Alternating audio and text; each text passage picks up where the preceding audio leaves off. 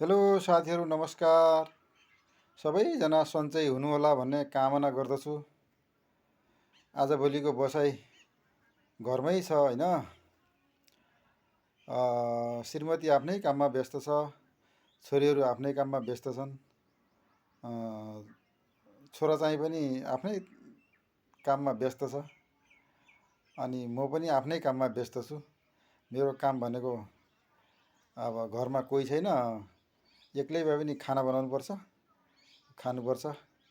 अलिकति अल्छी लागे जस्तो भएर एउटा गीत गाउँ कि भनेर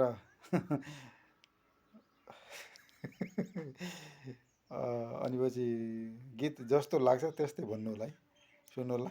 स्वर धोद्रे धोद्रे स्वर स्वर छ। रमाइलोको लागि मात्रै होइन साथीहरू।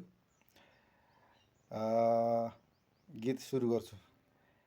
यो जिन्दगी के रहेछ, भोग्नु पर्ने जीवनमा धेरै छ, बाँच्नु कसरी, मनमा पिर चोट पर्यो मुटुमा हाँस्नु कसरी।